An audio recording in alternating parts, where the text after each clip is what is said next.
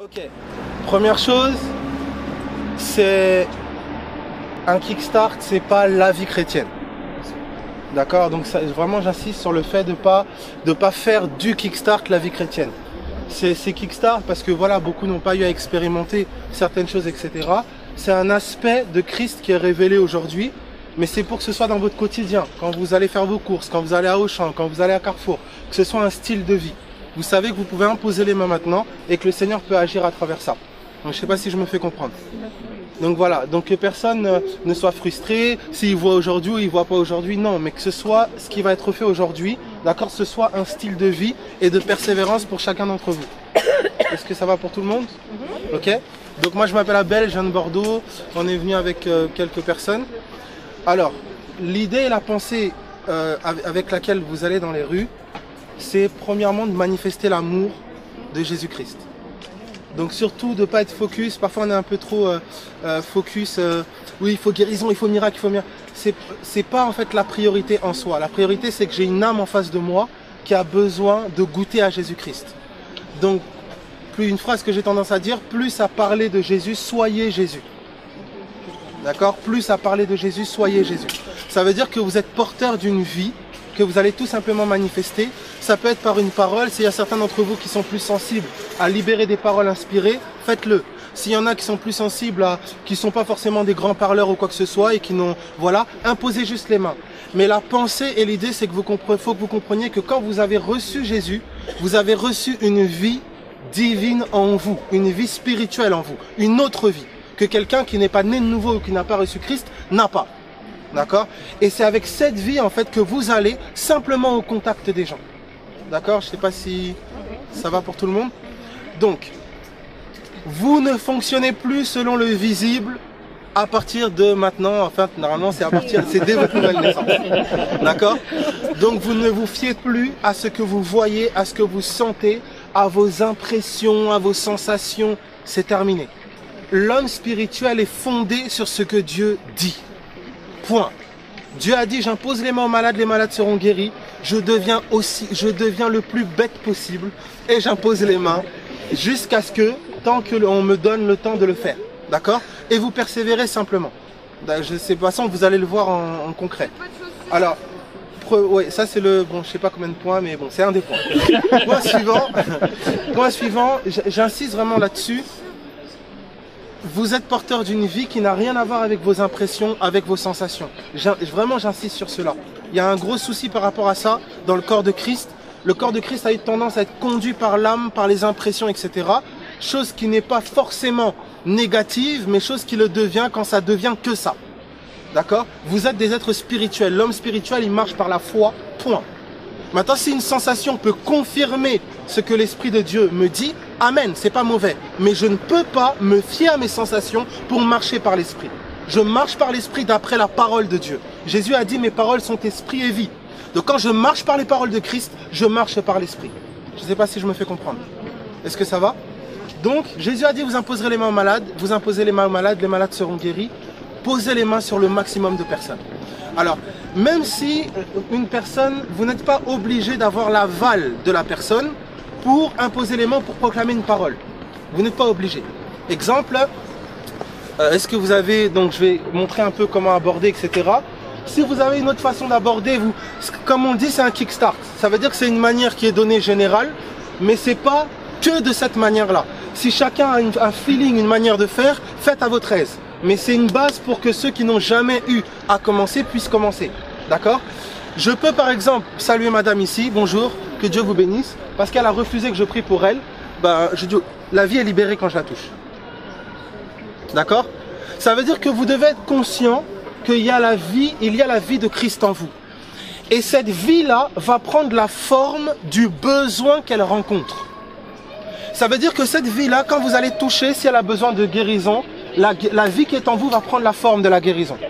D'accord? Si elle a besoin de restauration, la vie qui est en vous va prendre la forme de la restauration. C'est pas une affaire de palabres ou de bons mots ou de grands... Non, pas du tout. C'est une vie qui est en vous qui touche. D'accord? Ça peut ne pas forcément se passer sous vos yeux ou de manière comme vous l'aurez calculé dans vos calculs, etc. Mais vous savez que vous marchez par la foi et simplement vous libérez cette vie. C'est tout.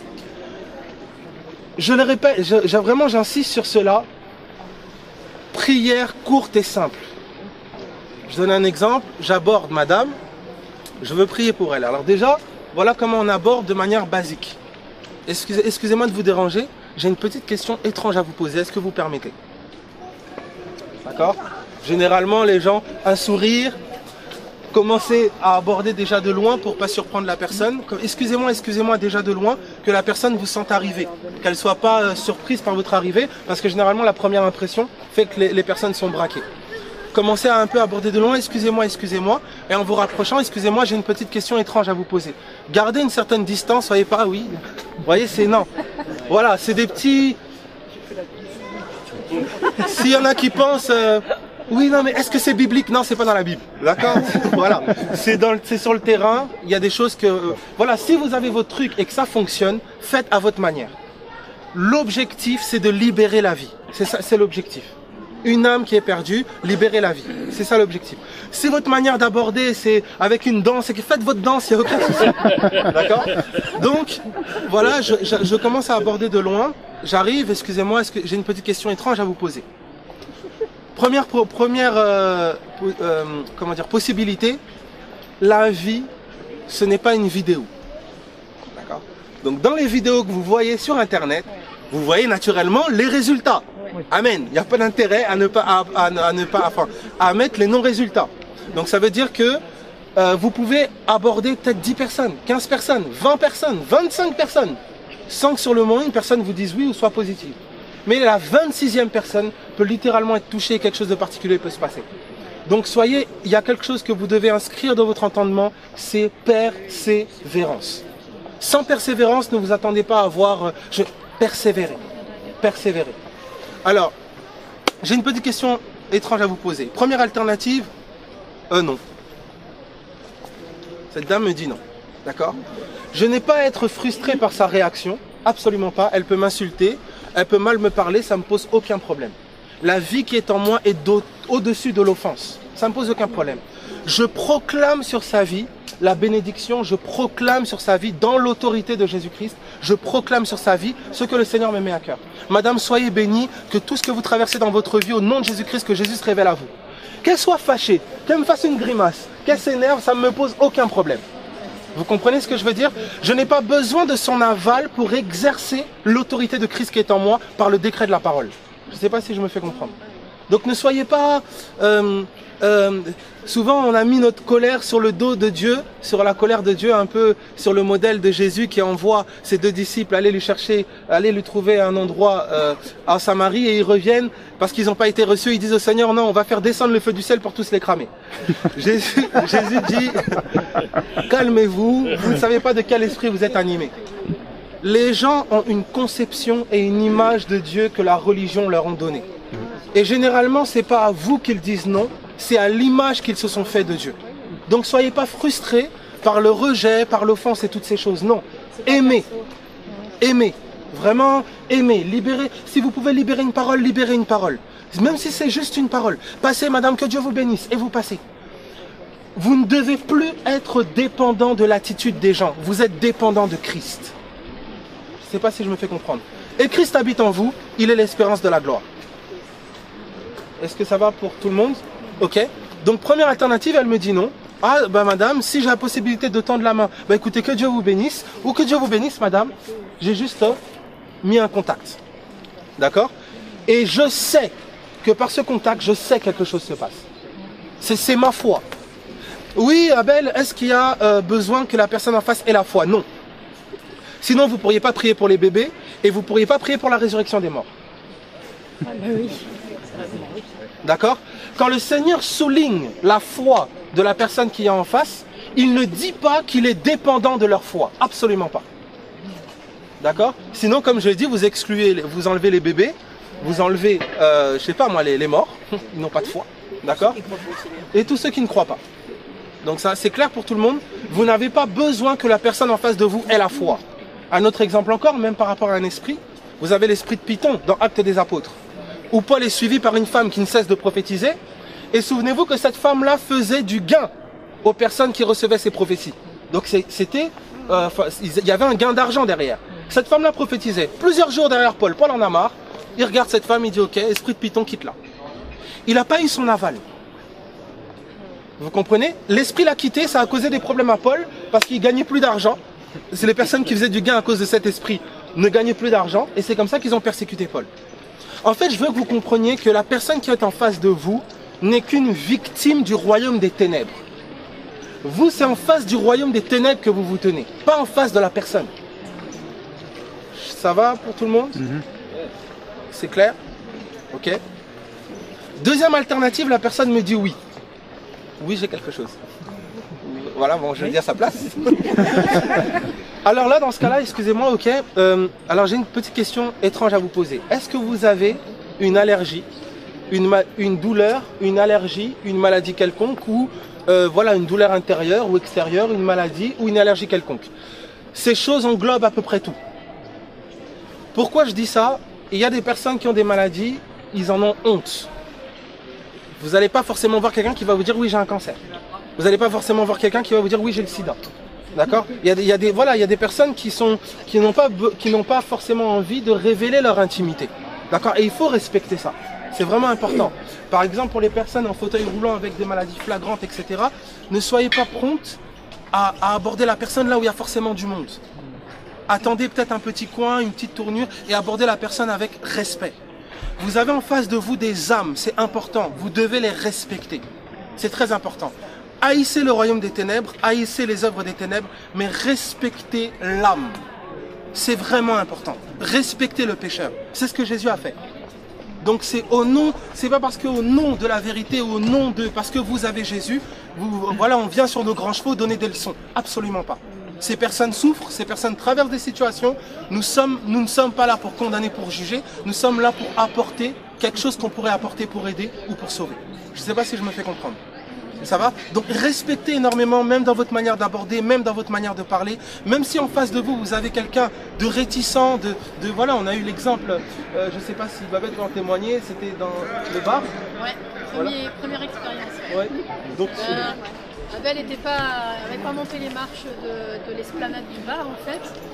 Il y a un monsieur, je pense qu'il devait être alcoolisé d'ailleurs, qui s'est levé, qui l'a pointé du doigt en disant toi si t'es chrétien dégage. Alors qu'on ne s'était même pas encore présenté, donc on a senti vraiment l'esprit derrière cette personne qui l'avait repéré, enfin qui avait repéré Jésus en fait. Un peu comme ce que Jésus suscitait sur son passage. Les démons réagissaient en fait à son contact et là vraiment ça a été mais tu t'es pas démonté, c'est bien parce que moi j'avais envie de m'en aller en courant alors. Ouais, c'est pas de...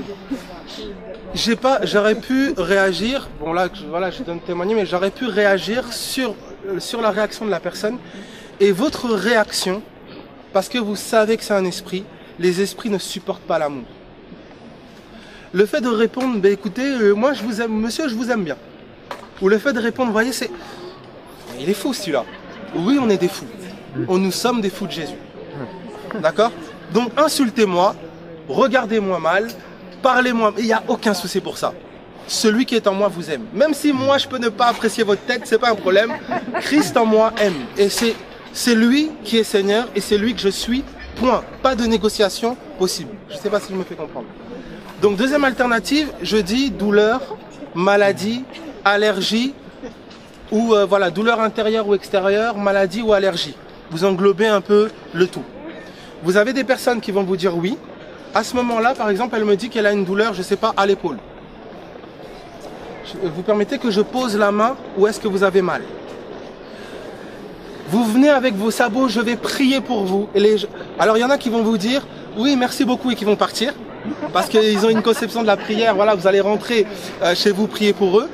Il y a d'autres personnes qui, oh là là là là, c'est des chrétiens, ils sont bizarres, c'est des chrétiens, ou qu'est-ce que c'est que ça, prier pour moi, Dieu, qu'est-ce que c'est? D'accord? Jésus a dit littéralement, vous imposerez les mains aux malades et les malades seront guéris. Vous remarquerez que Jésus n'a jamais prié pour un malade.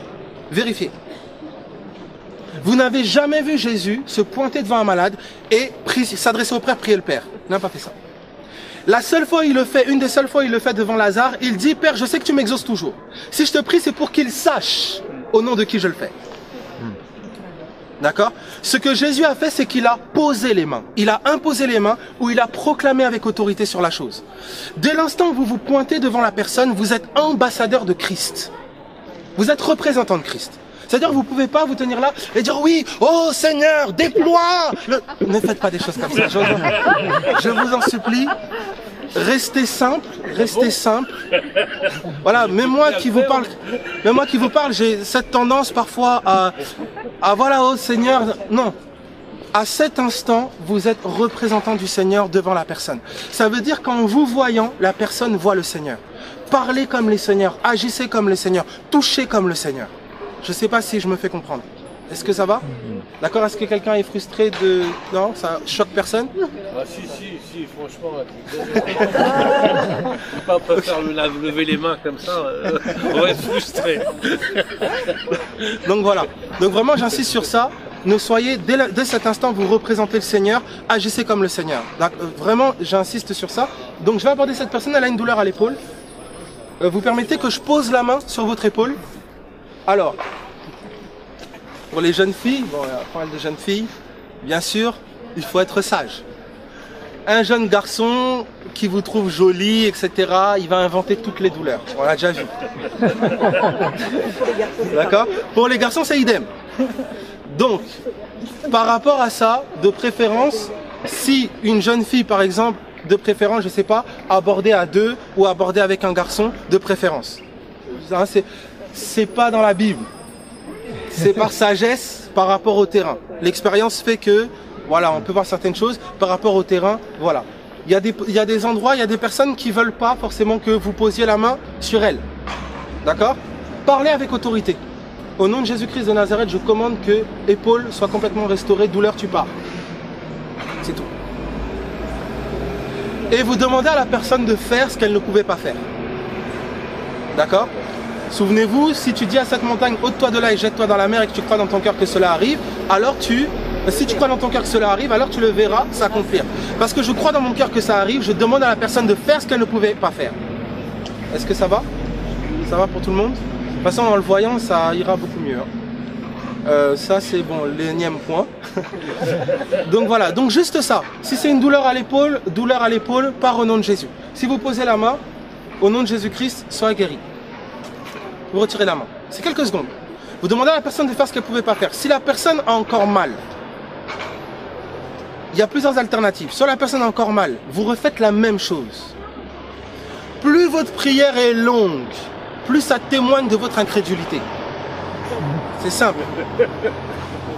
Jésus fait des prières courtes. Sois guéri, sois restauré, maladie ceci, Lazare sort. Que ce soit devant la tempête, silence. Que ce soit devant la fièvre, il menace la fièvre. Il ne fait pas de distinction entre la grandeur de la chose, non. Il reste positionné dans qui il est. Est-ce que ça va? Ça va pour tout le monde?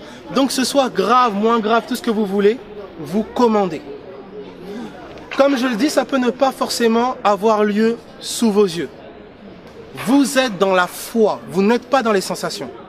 Vous n'êtes pas dans les impressions, vous êtes dans la foi. Donc vous gardez votre position, que ce soit sous vos yeux ou pas, que vous ayez à recommencer ou pas, vous gardez votre position.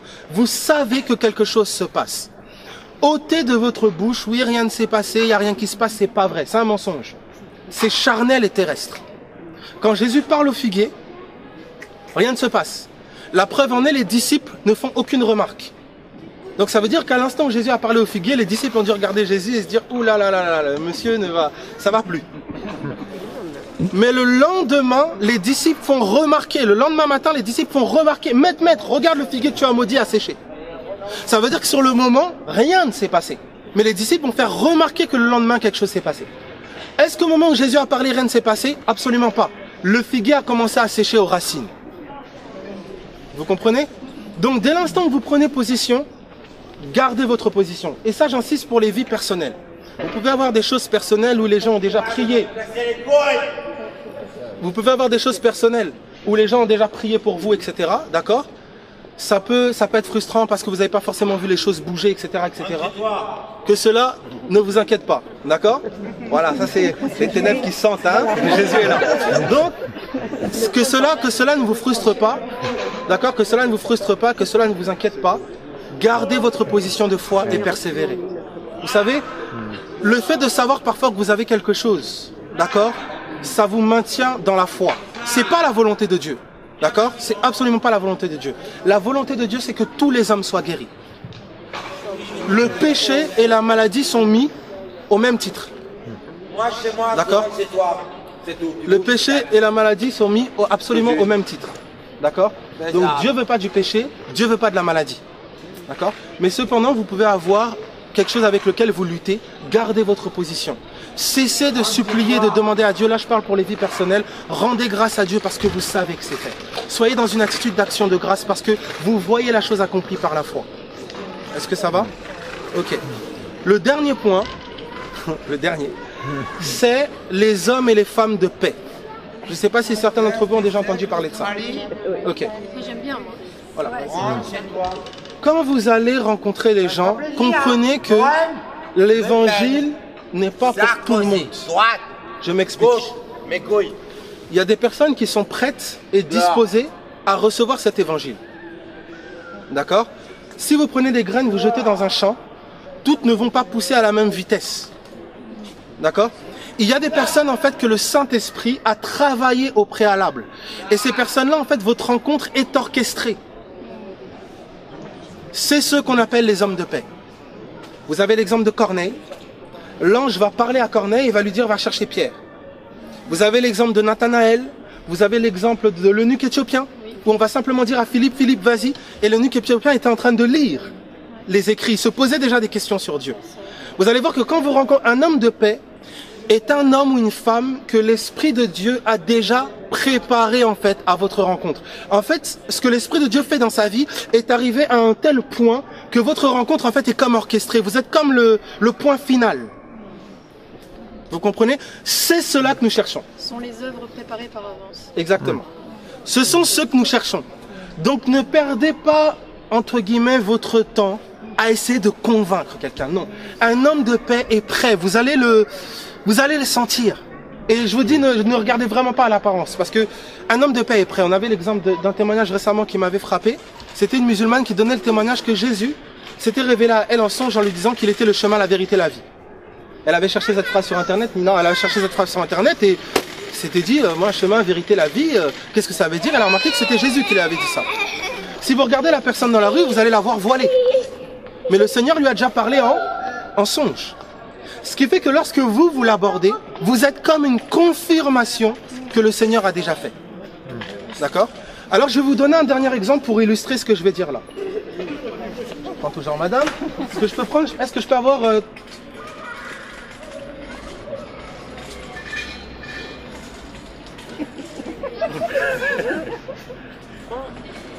Voilà. Est-ce que je peux avoir 5 personnes? 5 personnes? Yes. Ça va voilà. Amène, ouais, 5 personnes. 1, 2. Vas-y, viens, mon petit, viens. Et voilà, 5 personnes. Alors mettez-vous tous en face, alignés. Hop. En face. Voilà. En face, pardon.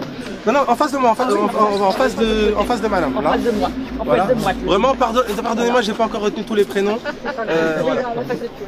Ok, alors toi tu te mets là, mets-toi ici, tu te mets ici, ici, juste là et juste là. D'accord?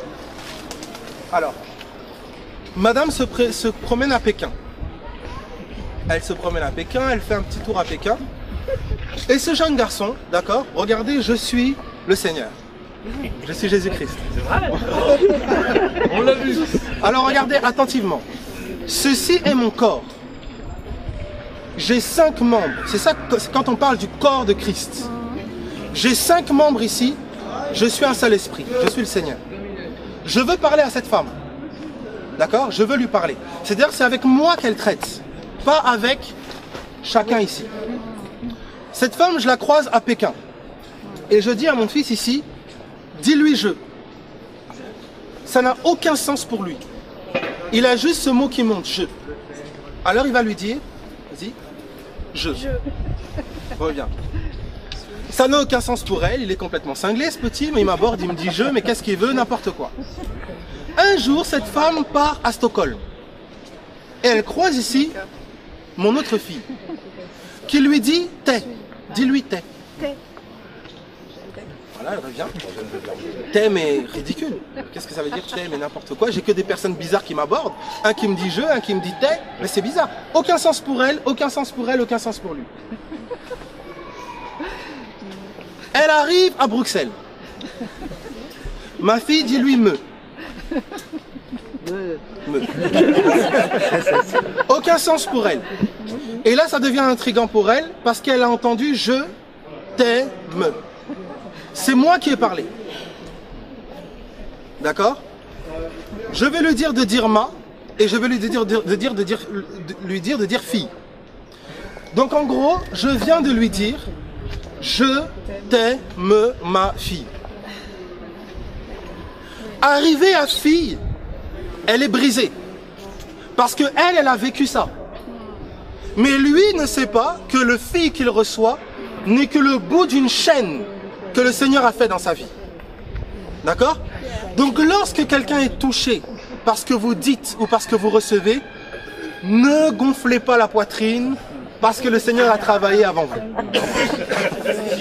Est-ce que ça va? Est-ce que vous comprenez la notion du corps? Vous n'êtes qu'une chaîne dans le corps. Obéissez à la direction du Saint-Esprit comme le Saint-Esprit vous met à cœur. Est-ce que ça va? Oui. Donc, pour elle, elle aura entendu « Je t'aime, ma fille ». Mais pour chacun d'entre eux, ça n'aura eu aucun sens. Est-ce que vous comprenez? Ce que l'Esprit de Dieu fait est au-delà de votre intelligence. D'accord? Aimez les gens, manifestez cet amour, libérez les paroles qui sont dans votre cœur, touchez. Même si pour vous, vous aurez ce que je dis là, ça peut être la même chose pour l'imposition des mains. Il peut avoir posé les mains une fois, quelque chose s'est passé, une petite mesure. Elle pose, quelque chose se passe, une autre mesure. Elle pose, quelque chose se passe, une autre mesure. Elle pose, quelque chose se passe, une autre mesure. Et un jour, elle arrive dans une réunion de prière. Elle nomme de Dieu, l'homme de la situation. Et il pose la main, 4 impositions des mains l'ont précédé. Et s'il pense que c'est son onction qui est spéciale, absolument pas. C'est Jésus-Christ qui guérit. Donc j'aimerais juste que vous compreniez que vous êtes dans un corps. Vous bougez dans un corps. Dès l'instant où vous bougez dans cette dynamique-là, vous n'êtes plus dans l'individualité. Vous êtes dans une notion maintenant corporative. Vous faites partie d'un corps avec le même esprit. Est-ce que ça va pour tout le monde? Ça va? Donc soyez libres maintenant. Allez dans les rues. Aimez les gens. Bénissez les gens. Proclamez la parole de Dieu. Vivez. Et ce qui va se passer aujourd'hui, gardez-le pour votre quotidien. Est-ce que ça va pour tout le monde? C'est clair? Quelqu'un a des questions?